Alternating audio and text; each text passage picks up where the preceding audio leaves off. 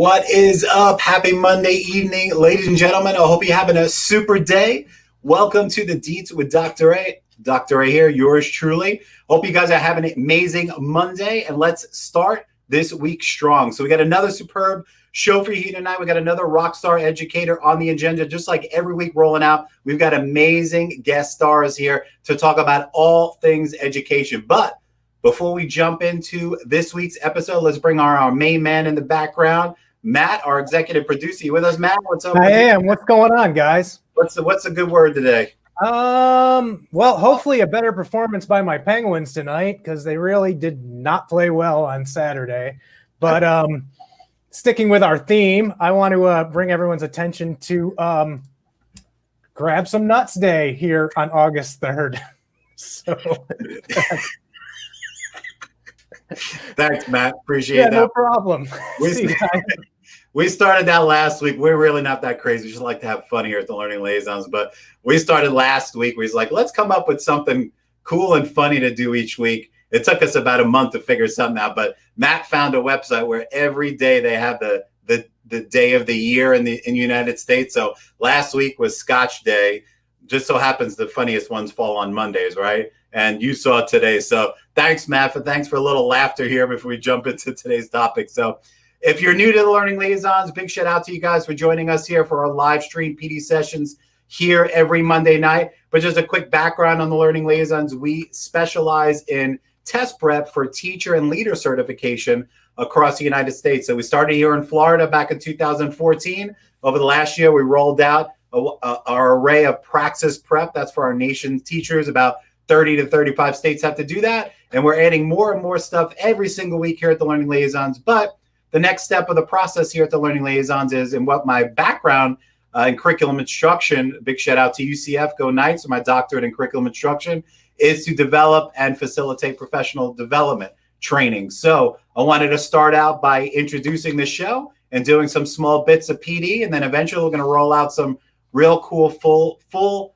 length video courses with nothing but rock star teachers here. So that's the goal here. So very exciting stuff coming up. So I'm honored that you're spending another Monday evening with us. If this is the first time you're joining us, please drop in the comment box, whether you're watching live or watching the recording. Let us know if this is the first, second, third time. How many episodes have you watched here at the Learning Liaisons for the Deets with Dr. A? I believe this is episode 10 or 11, right, Matt? I can't remember which one. We started June 1st, 2020, depending on when you're watching this video. So we want to do what we can to provide value and relevant, motivating, and engaging trainings for you. Whether you're a teacher, a leader, a parent, or guardian, we have got stuff every week for you. So real quick, before we bring on our guest for this week, I want you to do something for me real quick. If you're watching on your smartphone, smart device, iPad, tablet, whatever, grab a quick snapshot and make sure you post that on that social media channel of yours after this session, and do the hashtag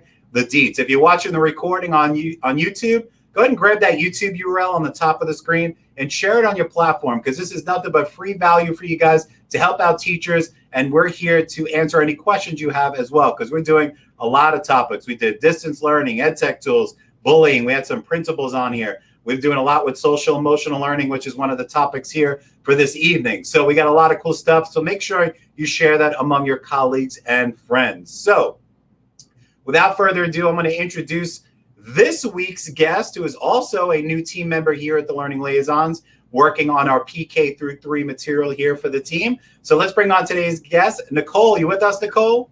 I'm here. Hi. Awesome. Welcome, Nicole. Thank you for spending time. I know you're very busy getting ready for the next school year, whatever that's going to look like. Or we're talking about beforehand, a lot of different rumors, different things change every day, right?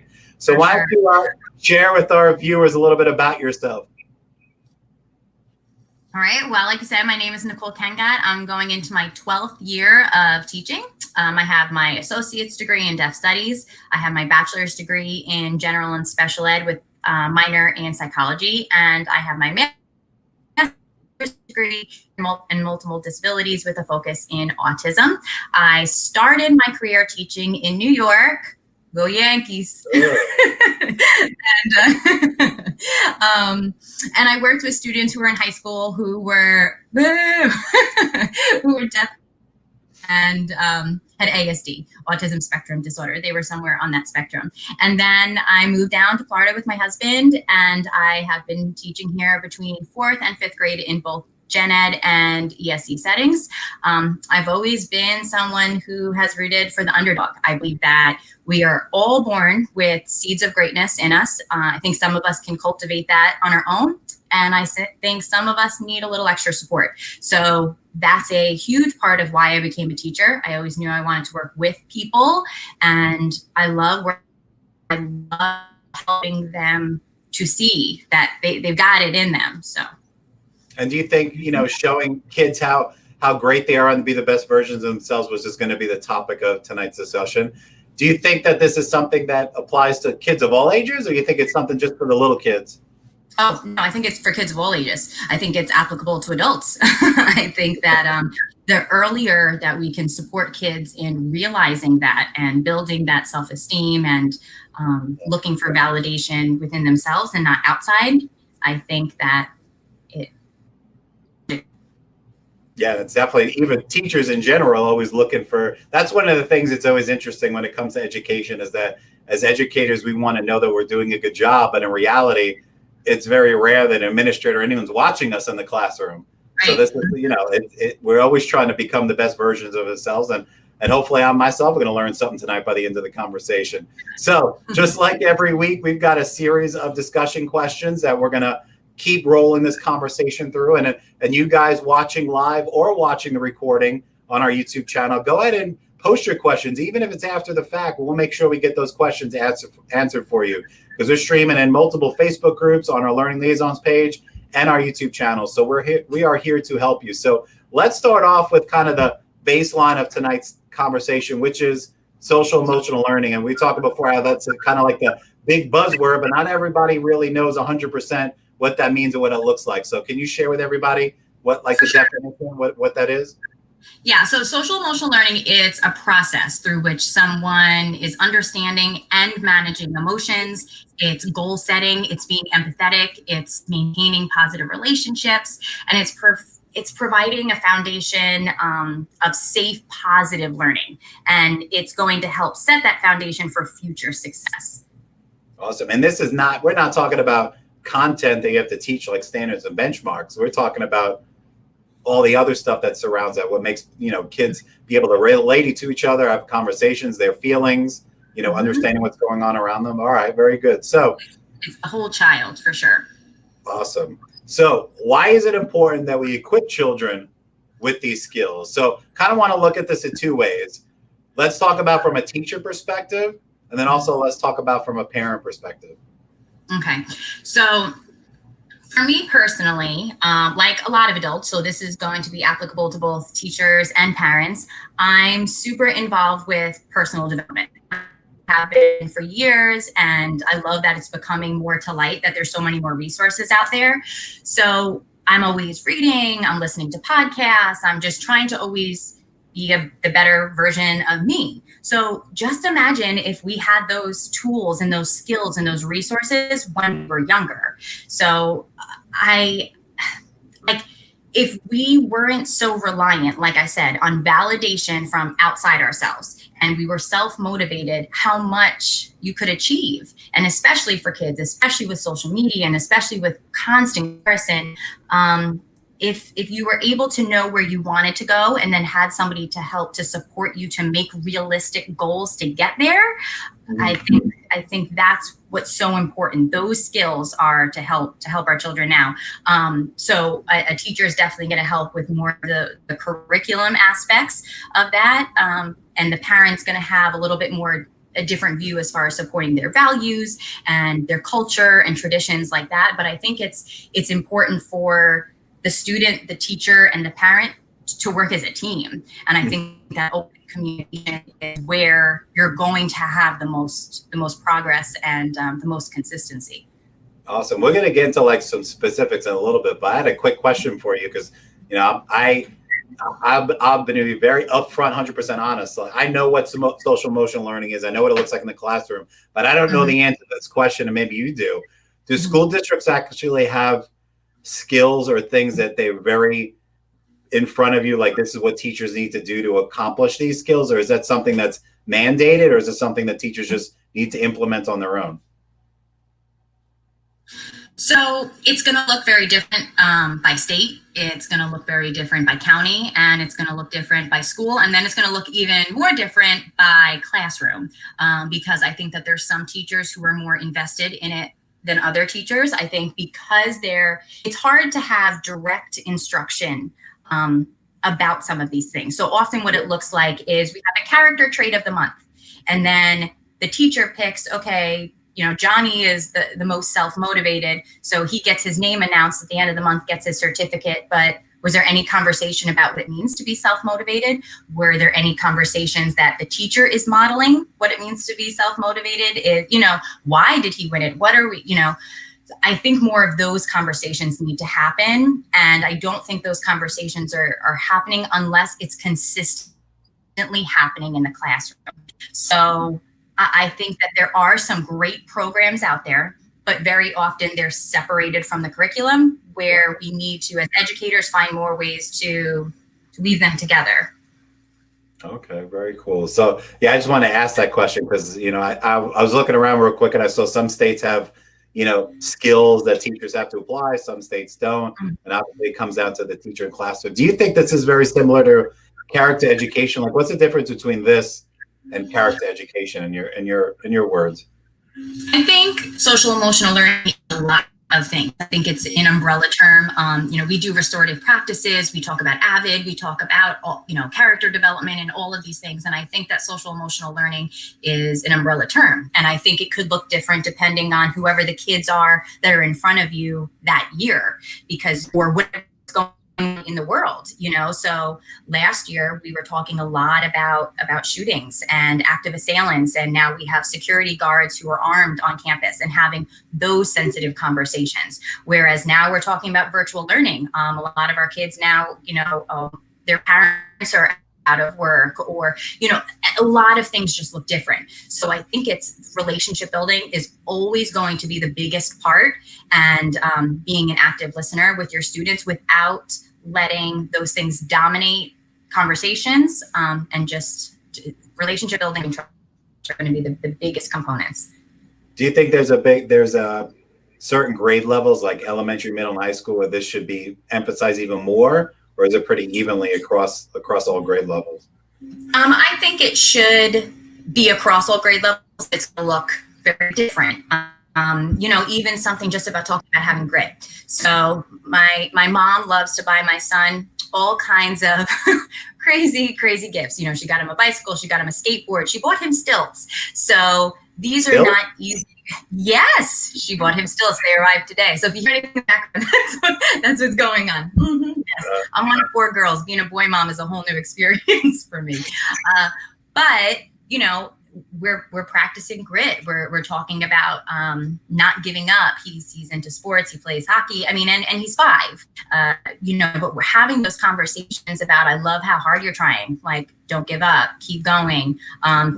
Why do you want to be able to do this? Think about when you weren't able to swim and now you are able to swim. So again, just having a lot of those conversations. So that's what a 5-year-old, pre-K kindergarten conversation could look like. But then when I'm working with my 5th graders, I'm having real conversations with them about, okay, you're going to middle school next. You're not going to have somebody in this self-contained classroom. You're going to have several teachers. So you have to be more self-reliant. So giving them those skills and really developing those habits, and that self-esteem, that borderline between tough love and, having those real conversations, not sugarcoating, but celebrating the successes and talking about the failures. Like, well, why did you fail? It's okay, you failed, but let's talk about why. Why did that happen? How can we do better next time?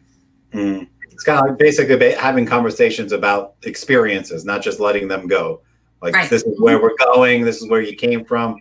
Do you see the difference, and kind of having those conversations? So you made a great point there that it's not just, a lot of people think about this. They think about older kids and adults and talking about this stuff, but it's, it's real important for the little kids to see. Obviously those conversations are going to look different, like you said, but just a mere fact of analyzing and looking at the situations that the kids are in and making them think about what's coming up and what they accomplish. So that's definitely a great point. So kind of let's get to some specifics here. So you as an educator, you have a lot of experience doing this. What does it look like? You kind of talked about what it means and how it works, but can you give some examples on how you use this in the classroom? Sure. So we do, again, a lot of relationship building. I try to make sure that my students all feel seen and heard in the classroom. So when I'm incorporating this, this is going to look like a couple different ways. This is going to look about like talking about character traits, of course, talking about goals and understanding that everybody's goals are going to be different. So when we're talking about something like equity, equity is fairness, but what's fair to me might be different than what's fair to you. So having a real clear understanding and acceptance of that in the classroom is super important. There's this graphic that I absolutely love, and I know a lot of teachers are familiar with it, where there's 3 boys and they're looking over a fence to see a baseball game or something. And the one boy is tall, so he can see over. And then the second boy, he needs 1 block to stand on to be able to see over, otherwise he wouldn't be able to. And then the last boy needs 2 blocks. So showing that graphic to students, to educators, and to parents to show like, okay, so we've leveled the playing field in a different way. We're not going to give them all 2 blocks to be able to see over. And the point is that what's fair for one is going to look a little bit different than another, and that's okay. I think that we need to get away from the labels of smart, dumb, because I'm a student for life, but technology is not my strength. Technology has never been my strength, and it's okay. And to model for my kids, like, okay, you got to help. You have to help me with this, and to show them it's okay to not be perfect. It's okay to ask for help. It's okay to have different strengths and different weaknesses. What would you say? That's it. Is that a Met game? I think that's a Met game in the background. I don't think so. Did you post a picture like that on your Instagram recently? I was thinking about that picture that you just described. I thought it was from you that you posted it recently. Maybe I'm wrong. But I talk about those things a lot because I think they're important. What would you, when you said an interesting word there, the equity, what would you say to those teachers out there? Because I'm sure you've heard it before and things like that, where a teacher might have a comment along the lines of, well, I don't want to do extra things for one kid that I don't do for another. I mean, I'm sure you've heard that before. What would you say to a teacher like that kind of struggles with that aspect of, doing a little more for another group of kids than somebody else? Yeah, I think anytime that we can help our teachers to reflect on themselves. So again, technology is constantly changing, and especially in this world of now transitioning to virtual teaching, it's changing, and it's changing super quickly. So we need to be reliant maybe on some of our younger teachers or some of our younger students to help us with that. Just the way that we have kids in our classroom who might be a stronger reader or might be stronger in this mathematical concept. Or maybe you have a student who is really great with this mathematical concept, with fractions, but is really struggling with decimals. So I think that we have to be able to reflect on ourselves and our practice and understand like we're all in this together. Like, as cheesy as that might sound, like we're all in it together, but we are. Like, this isn't a competition, and like you trying to dim my light, or vice versa, doesn't make you shine more, and I think that we need to practice with the kids and as adults, either at home or in the classroom, again, that we're modeling that. Like, are you saying something negative about one of the students, about another teacher, about administration? Kids pick up on all of those things. Mm-hmm.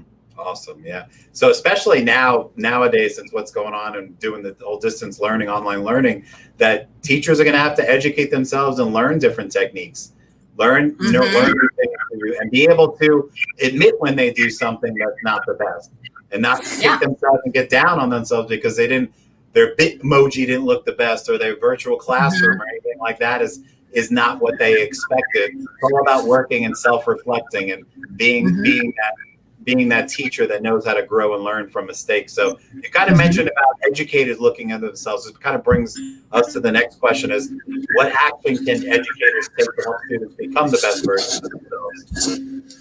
So I know I already mentioned this, but it's so important to build those relationships with our students, because we can project and we can lecture on things, but you need those relationships.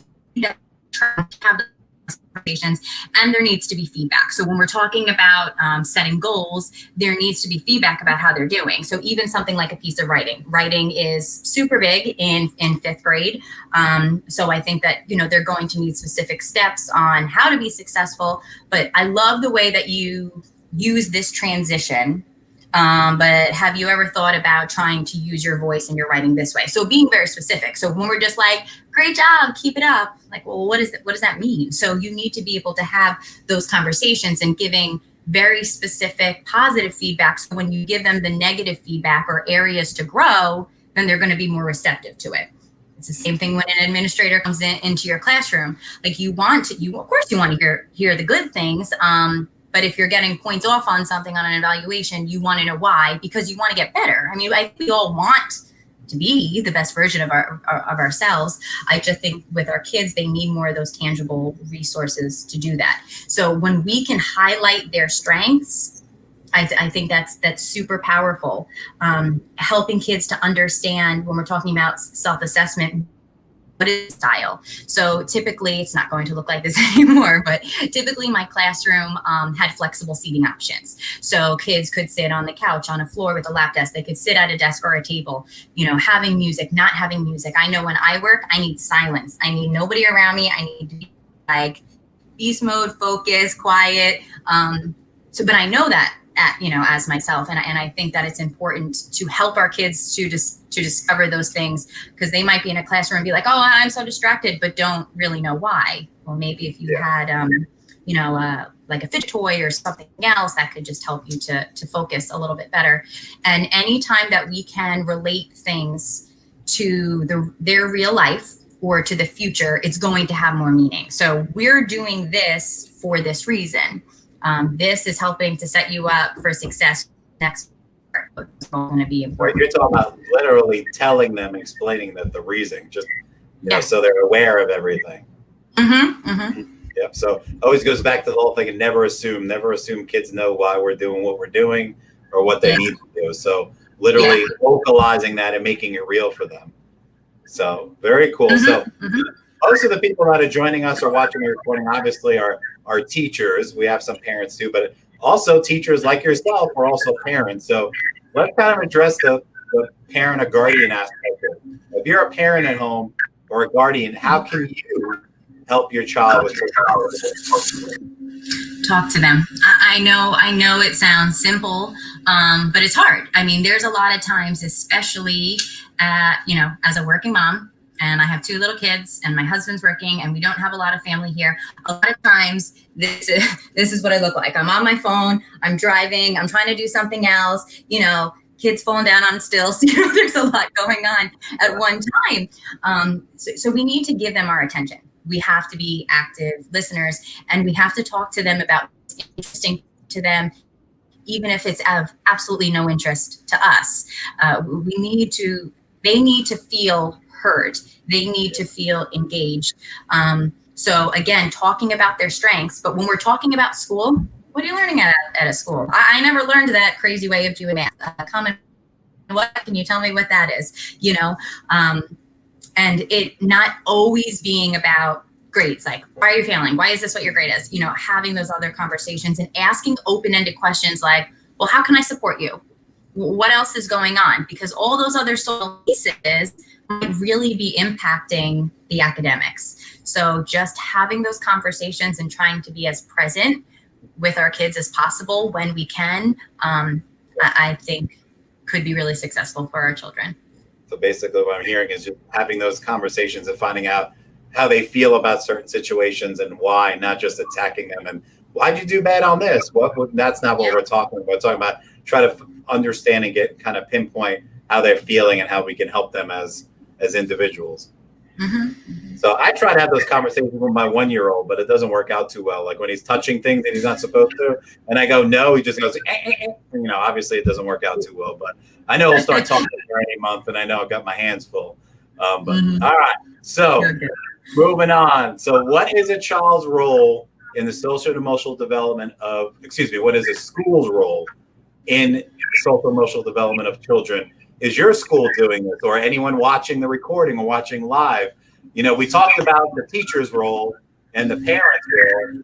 What do you feel, Nicole, in your perspective, is the school's role in this whole situation?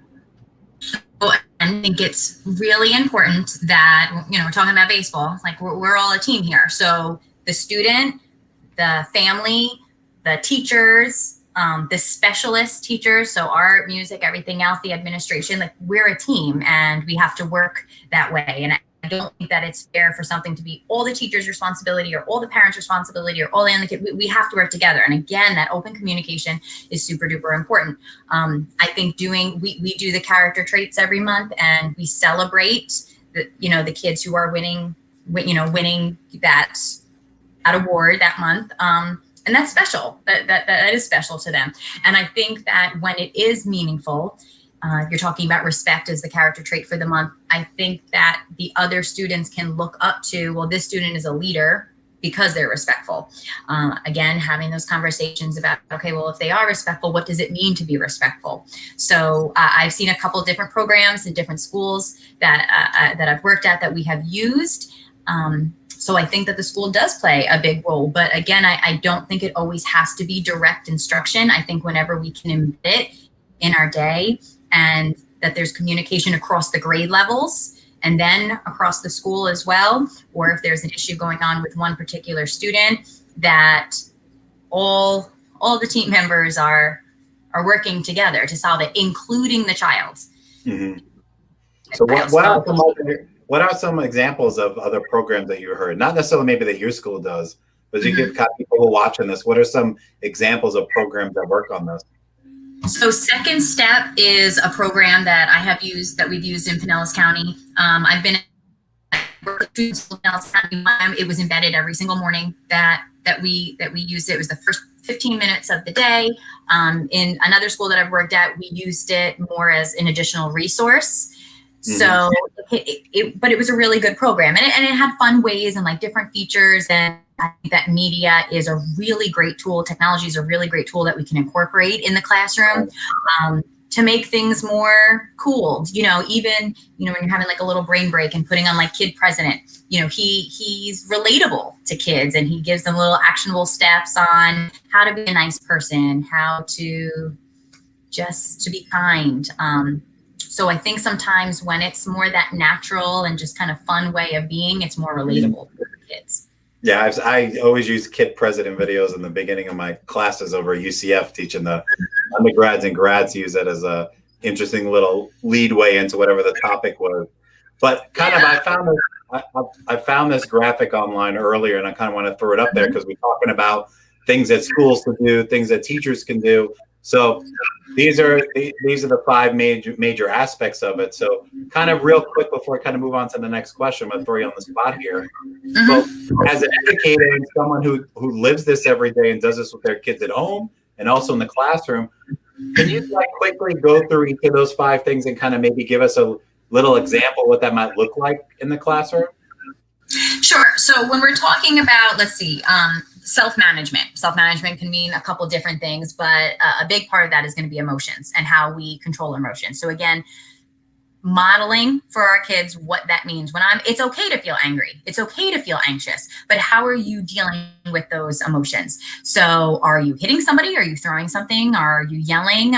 What are you doing to deal with that? And how are you being proactive to try to make sure that situation doesn't happen again? And I think very often we see a lot of that in preschool, like kindergarten, but then once the kids start to get older, they're not super sure because it's not talked about enough. So self-management, how to do all those pieces, emotions, and also just how to manage, if you're in middle school or high school, how to manage having multiple classrooms, how to deal with Self-awareness is all of those reflective pieces. So like I was talking about earlier about self-assessing. So I do a lot of temperature checks with my kids. Sometimes it's open-ended, sometimes it's a little bit more specific, talking about their learning styles, talking about their goals, talking about just themselves, who they are as a learner, things that make them anxious, things that help them to feel better, just being aware of their own selves, not suppressing, and managing that. So social awareness and relationship skills, that's where the culture and the community within your classroom is so important. So being aware of what's going on, making sure that all kids feel heard, feel seen, and are respecting each other. Awesome. And the last one, I think, did you touch on the beginning, decision making? That was the last one. I took it off the screen though.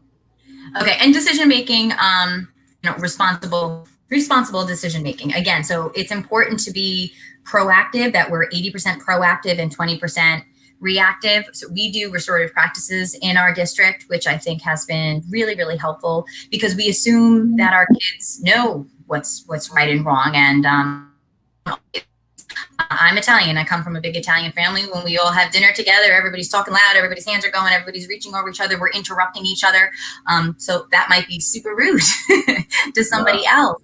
So I think sometimes our kids are making decisions based on the values that are practiced and projected on them from their families. So they're not trying to be rude. They're not trying to be disrespectful. It's just what they know. So it's, again, understanding the culture of your students, and again, having those real conversations with them.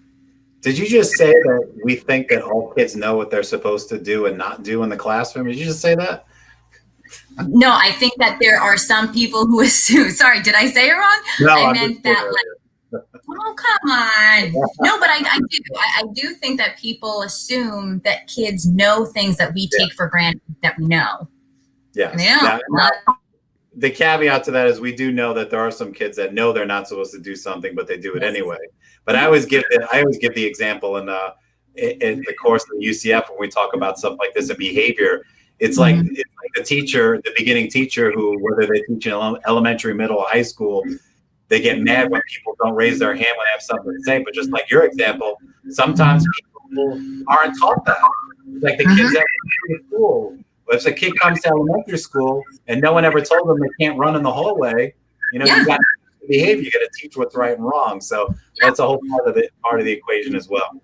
You did bring up a good point. So the kids who are doing something that they know they shouldn't be doing, that again, well, why are you doing that? Are you looking for attention? So having the antecedent behavior consequence. Why are you doing that? Why are you calling out? Have you been the troublemaker kid all the years and now you're just wearing that as a label because that's the only way that you're going to get attention from your peers? So sometimes there are reasons why they're doing that too. Yeah, I remember sitting in a parent conference one time with like 4 other teachers, and one of the science teacher goes, "That's because he's got the devil in him," and I didn't think that. That's good. I got lots of experience. I used to be in charge of all the parent conferences, even though they weren't my kids. One year in middle school, I got story after story of the things I've heard. But anyway, I go off the railroad tracks there. So next question: how can a person, now let's kind of go into like the decision-making process. How can a person's decisions and actions change his or her life with respect to talking to other students? Okay, so I think a lot of this comes back to habits. I can decide, all right, it's a new month, it's a new year, it's a new week, whatever. I'm going to drink my kale juice every single day, and I'm going to be super healthy. And then, you're like really strong in the beginning, but then you kind of give up. So I think that often people's intentions are good. They want their actions to be aligned accordingly, but they haven't built those habits. So they're going to need an accountability partner. They're going to need somebody who's giving them that feedback, like we were talking about before. Why did you fail? Did you go too hard? What is your why? Why do you want to do what you're doing? Why do you want to change your life? And I know some of those sounds like really big questions for kids, but a lot of them are thinking those things. I've had kids who have just felt so much pressure because they thought they had to be that A+ student. They had to, be at a certain level, otherwise their parents would be disappointed. Or we have, parents and teachers who compare kids to their siblings, or to other kids in the classroom. And the kids do that too. So, giving a little grace with that is important. All right. So I think we answered. So how do decisions, actions, and consequences vary depending on the different perspectives of the teachers, the people involved? So let's talk about like from a kid's perspective. How does this vary for you? So just any of like the decisions that they're making. Again, I feel like I keep saying a lot of the same things, but I think a lot of it is going to depend on like what their personal values are, what their culture is, what they believe in, and their actions are usually going to be aligned to that. What's important to them. Maybe academics are super important, and so they're going to be trying super hard, or maybe academics aren't super important to them, so they're at school for a different reason. So I think that those perspectives are important. But I had a student, and he ended up being, somebody who just made me a better teacher. But I had him for 2 years, and I looped up with him from 4th to 5th grade. And he was that troublemaker kid, and he wore that label for years. And it took 2 years of being his teacher to change not just the perspective of his peers and other teachers, but even his own. He was so used to failing. He was so used to like anytime he did anything wrong that it would be quick to be like, oh, it's his fault. His parents were used to anytime that he saw the school's phone number, oh gosh, what are we in trouble for now? So whenever we can look for opportunities to highlight those strengths, make those good phone calls home, and say, this is what we're working on right now. So even if it's not good or bad, like we have to have honest conversations of these are some issues. And this is what we're going to do to make them better. The consequences being, if he doesn't do that, are such. But we're going to hold him accountable. And I think when our students know that everybody's on board, the accountability is on the student, not so much the teacher and the parents anymore. Have you ever had any instances in your teaching career in the classroom where you have these conversations and talk about the stuff with the child, and you can tell that their perception and what they've been taught at home kind of clashes and maybe doesn't go in the best way? Yeah.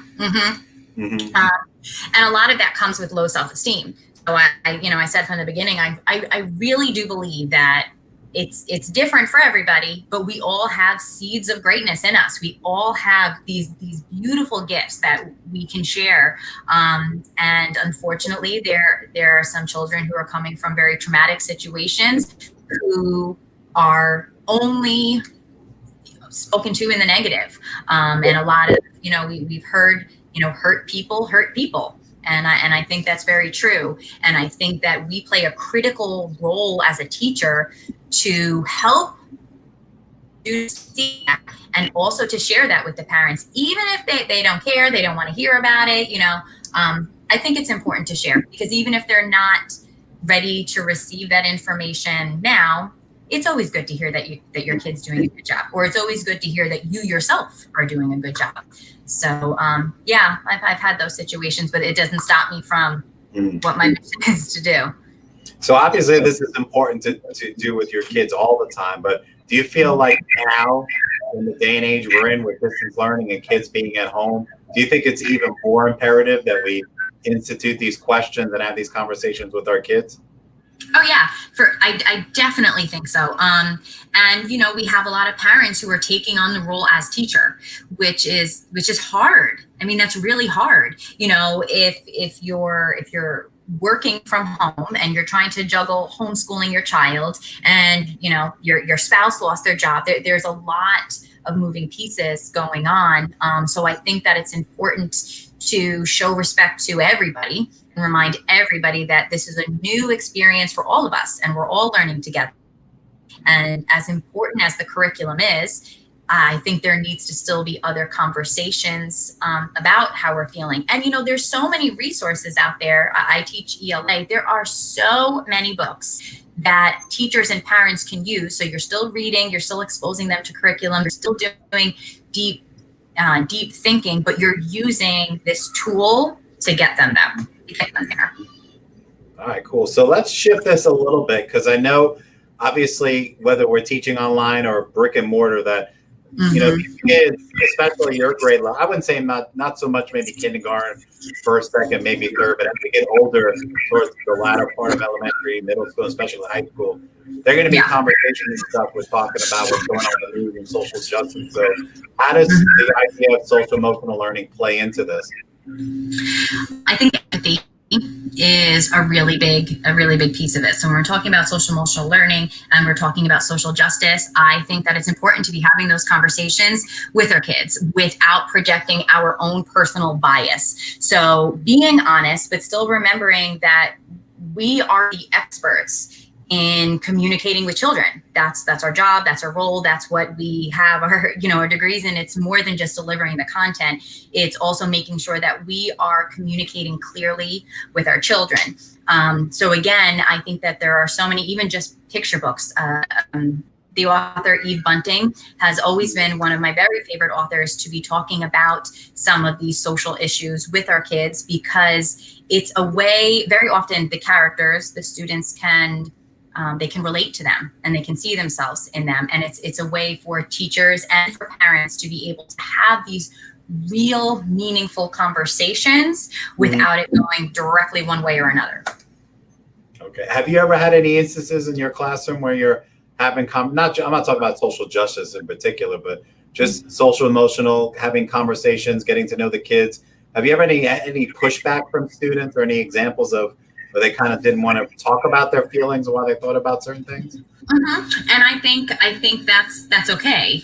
There are some children that are going to be more vocal than others, but when it's becoming a daily practice, typically they come around. So again, this is going to be something that's going to be a little bit hard in what we're doing now. I mean, it could be set up in a different way, but I do circles every morning.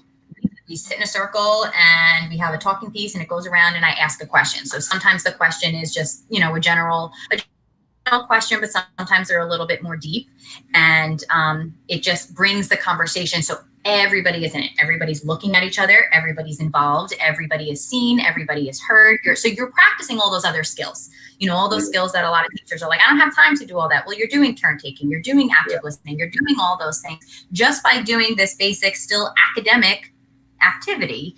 And I think that when we're, talking about cultures, I think that the protagonists of various cultures should be represented in our classroom libraries so that all the students are learning not just about their own culture, but about other cultures as well. And I think whenever there's an opportunity for the students to be sharing about something they're doing in their own culture, I've had students do PowerPoint presentations on Chinese New Year. I had a student who was fasting through Ramadan who presented on that. And it's more meaningful when it's coming from them instead of me. So do you feel like you have to kind of set the stage beforehand with something like that, where you kind of, the whole classroom management aspect of teaching the procedures and what to do and not to do when people are sharing about their lives? You have to have those conversations with kids beforehand? Oh, yes. We have the guidelines posted. We talk about it, and especially in the beginning of the year, especially after like a vacation or like a school holiday or something like that, talking about those guidelines again. And I think it's important to start with more lighter topics in the beginning. It's not gonna be like the first day of school, you're jumping into something super heavy. Again, you're building that trust, you're building those relationships, you're building this sense of community and cultural responsiveness within your classroom right from the beginning of the year. What about you growing up as a kid? Your family, did they have these conversations? Is this something that you picked on as becoming an educator? We had a lot of real conversations growing up. We would sit at the dinner table and we'd have real conversations about what was going on. I think for me personally, some of my biggest obstacles were peers. Girl drama is real from when you're, 8 years old through middle school and even, sometimes still as an adult. But because I had that close relationship with my mom, I could talk to her about those things. And I think sometimes just being able to talk that out, like I said, I do temperature checks with my students where it might be a little open-ended, just jot down what's going on right now. And sometimes they would say, this one's not being nice to me. This one didn't invite me to her sleepover. This one didn't invite me to sit next to them at lunch. But as petty as they sound, that's what's real to them at this season of their life. Like we know as adults, it's not going to matter, when you grow up. But at this point in your life, if it's important to you, then it's probably affecting other things that are going on in the classroom. Mm-hmm. Definitely. What, you mean you don't get upset if your friend says they're going to call you and they don't call you? Oh, no. All right. I'll just call them and be like, hey, you didn't call me. So part of this whole conversation, other two concepts that kind of come into play, fixed mindset and growth mindset. Can you lay out for everybody what the difference is between those two? Sure, because I absolutely love this topic. So when we're talking about growth mindset, we're talking about exactly that your brain is a muscle and you're able to grow. And that if you don't know something right now, you might not know it yet. Whereas fixed mindset, you believe that you were born this way. This is what you know. And again, when we're talking about modeling for our kids, if you're like, I've never been good at math, so you're never going to be good at math. Well, now they're going to have in their head, like, not good at math. So no, you just don't know it yet. Like, you'll get there. My son will figure out how to use his stilts at some point, like, don't give up, you'll get there. So I think that power of yet is a really big thing. And, they sing about it on Sesame Street. And, but I think it's important to keep talking to our kids about it, and using diverse teaching strategies to help them to get that way. So that's a tangible way that educators can support their students to really promote growth mindset. And there are so many amazing videos about growth mindset, just like on YouTube, that you can share just for those little snippet of information. And just knowing that just because you don't know it now doesn't mean you won't get there. So having that vulnerability and that in the classroom, that they feel comfortable asking for help from the peers or the teacher or the parents is super, super vital. Yeah. And I challenge the teachers right now watching this live or watching the recording when it comes to distance learning, not just because there's some teachers that say, well, I'm not good at technology. This ain't going to end very well. Well, learn, Right. Go on YouTube, go some Google searches. Heck, email us. We'll be happy to help you out. But always about learning and growing and understanding different ways that you can help others, whether it's the kids in your classroom online or just life in general. So it's a part of the aspect, regardless of what grade level age you are, adult or a kid. So lots of good things there. Awesome. So can someone change their mindset? Oh, yes, absolutely. But it's hard. So again, consistency is super important. It has to become a lifestyle. I think positive affirmations are really great, not just for me as an adult, but I use them in my classroom. I write them on the whiteboard underneath the under the date. I am cared about, I am loved, I am unique, and stuff. All of those things, and having them say it. Again, YouTube has a ton of really great resources, positive affirmations for kids, and just having them play. I started it in the beginning of last year. I was working with students who had ASD, and some of them were super hesitant to it in the beginning, and some of them didn't think it was cool, but you'd see them kind of like, because we want to feel good. We don't like that powerless situation. So positive affirmations is something that I do, helping to change the script. So if you don't feel you're good in a certain thing or for a certain way, well, why don't you feel that way? Identifying those weaknesses, but working to change it. That's the hard part that nobody wants to do. You're not just going to change your mindset. You have to work at it. You have to work at it. And the last piece is you have to celebrate the victories. You have to celebrate every one of those milestones. And I know that I'm somebody that sometimes I'm like, okay, I did this, but like, I'm not there yet. Like, I got to keep going. What's next? What's my next goal? And that can be a problem, because you want to make sure you're still celebrating any improvements you're making. What's that Saturday Night Live skit? You ever watch Saturday Night Live? The older skit with what is that guy's name, standing in front of the mirror and he just sit there and say, "You're amazing. You're awesome." What is that called? Matt, you remember that? You got to know what I'm talking. What's it called? Do you remember?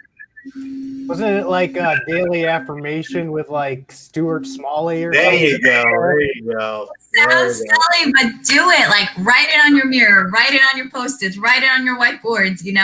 Sometimes, like, if you're looking for everybody else to tell you how special and amazing you are, unfortunately, you might be waiting for a while. So you gotta tell yourself. Tell yourself. I'm gonna try that when I go home tonight. I'm gonna sit and stand in the bathroom.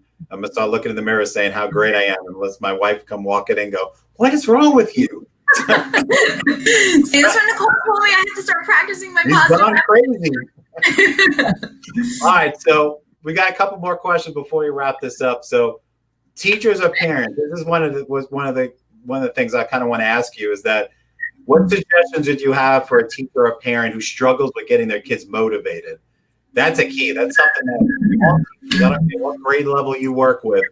We find students that are just struggle to get motivated. Even parents too have that struggle with getting I can't even get them to do X, Y, and Z at home. So, what kind of advice would you give to a parent?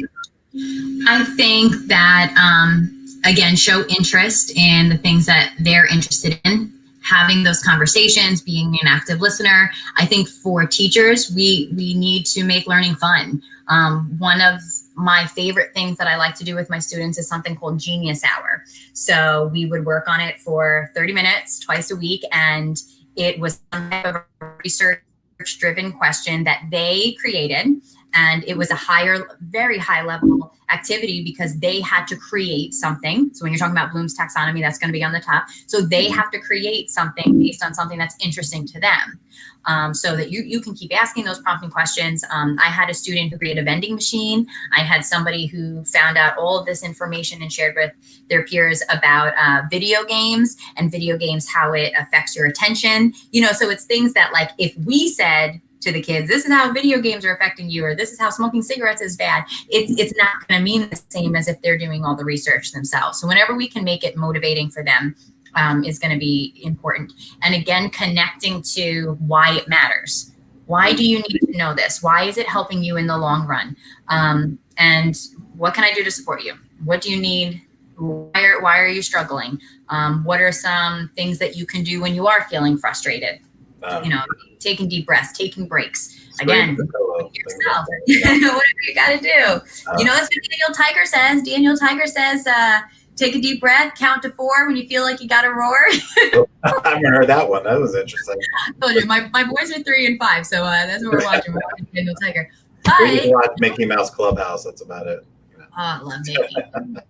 All right, so the last 2 questions are kind of the same, but I want to address one for the parents and one for the teachers, and then we'll wrap it up. So I always end all of these sessions with, as we're approaching the next school year. So as we approach the next school year and the struggles and opportunities that come with that, what is one piece of major advice that you can give for parents? And then the next version will be for our teachers. So let's start with parents first. Okay. So for parents, I think it's important to remember that these little ones are like sponges, and they're watching everything that we're doing. They're watching how we're responding to things. They're watching how we are dealing with stress. So I think it's important to have grace for yourself. I think it's important to have a little grace for your children and also for your children's teachers, because we're all trying. And again, it's new for all of us. And if you have feelings or the kids have feelings, like, it's important to articulate that. So if you are struggling with supporting your child through virtual learning or in person, just to have a conversation with the teacher, have a conversation with the kids without being, without attacking. Can you tell me a little bit more about this? Or I'm struggling with this at home. And I think that that's something that a parent can ask a teacher. Just reach out and say, I'm having a really hard time with him to be finishing homework assignments. So maybe the teacher had no idea because I don't have any kind of issues in the classroom. So having those conversations, and maybe the teacher can modify something. Maybe, well, this is what's working in my classroom. Here's an incentive that if you do your homework, then, we can have lunch together on Friday, or, something like that. So just ask questions to keep communicating. All right. And what about for our teachers? What's one big of advice you can give them as we roll into this new normal? Oh, my teachers, we have to remember our why. We have to remember why we're doing this. I've said it now several times, like, I am not a technology guru. And if I'm virtually teaching, well, then I better have a growth mindset and step up to, do my best with technology. So I have to remember why I'm a teacher, why this is a passion for me, why this is important, and stick to that. Be very clear on what your values are. Make sure that you're having boundaries, making sure that you're still pouring into yourself, because you cannot be pouring into everybody else if you're not taking care of yourself first. because then the ones that you're going to snap on, and you're going to have all kinds of guilt. It's just, you have to pour into yourself. You have to make sure that you're asking for help when you need it, and remembering now again from the other perspective that families are going to, your students are going through a lot too, and we're all trying to make sense of all of this, and we've just got to rely on each other. Yeah, and also to add on to that, they had to keep the whole feelings of whether, obviously we know all school districts are different and whatever protocols that they're doing, but for those teachers who have to go to the school, the brick and mortar, but they're delivering instruction online, or those who are actually going to have kids in the classroom, or those who get to stay at home and teach from home, those kind of feelings, I would think, at least, I don't know what you feel, it's going to be hard, but to segment them away from how you express yourself and how do you interact with your students and your parents also. Yeah. Because I think that's going to be a big challenge for some people. A lot of people can keep that separate, but I see firsthand, I've got connected to 6,500 teachers online in our Facebook groups and on people's Facebook pages, and everybody's excited to go back. But on the flip side, they're also kind of scared to having to go back to the school and how to deal with parents, and parents are scared. So all this stuff are conversations that obviously had to happen in a certain way, and we have to keep our feelings kind of separate from how to interact with those people. And a lot of teachers are parents too. There's many of us who have our own families and we have our own kids, and we're dealing with this from two perspectives: as a teacher and our students who we super care about, and then obviously our families and our children, and what their teachers are doing and what's happening in those classrooms. So there's a lot of moving parts here. Awesome. Well, thank you, Nicole. We're about to wrap up here, but I thank you so much for giving me your time here on Monday evening. Thank you again for your insight. You're an amazing educator. We're so happy to have you also here at the Learning Liaisons, helping out with some of our elementary early ed courses. So thank you so much. I know you got a couple of weeks of freedom before school starts up again. So I do appreciate you. I appreciate what you're doing for the field, and we'll talk soon. And thank you so much. Thank you so much for having me. No problem. Hang out for a second there. We're going to wrap this up. All right. So we've got a couple of minutes left to go here. I want to thank you guys once again for another Monday evening spending time with me here at the Learning Liaisons for Deets with Dr. A. Or if you're watching the recording, big shout out to you for stepping up and watching this. So we've got a lot of great episodes. You can go on our YouTube channel and watch all of them. We have principals on there, bullying experts, other distance learning, social learning, all that kind of stuff on there. But before we wrap it up, I want to throw up our next guest next week. Matt, can we throw that up on the screen? That's not our next guest. You want to reach out to him, ask him? All right, so next week, we like I said, every week, and if you know somebody or you're watching and you like, I can do this too with Dr. A, let me know. Shoot me a message on YouTube. Go to our that number on the bottom of the screen, text that number. That's not my cell phone number. That's our mass text number there. If you text the word Deets to that phone number on the bottom of your screen, it'll send you to a page with our upcoming episodes. And on the bottom, there's an info if you want to submit something to see if there's something we could work out to have an episode with you or someone you know. So definitely give us a shout out. But next week, next Monday night, another cool guest here. Rhonda Brown. I had the opportunity to work in the same school with her back in the day when I was still teaching high school. But this woman, she has been doing studies in the jungles in Costa Rica, all over Central America. She's been in Washington, D.C. She worked for Grumman. She worked for Discovery Education. She is the epitome of a rock star science teacher. And we're so happy to have her here next week, where we're going to talk about how we could bring that real experience into the classroom to help our students learn. So with that being said, thank you for another great episode here at the Deets with Dr. A. Catch us next Monday night, 6 p.m. Eastern Standard Time, where we welcome Rhonda to the show. So you guys have a great rest of your night, and we'll see you next week.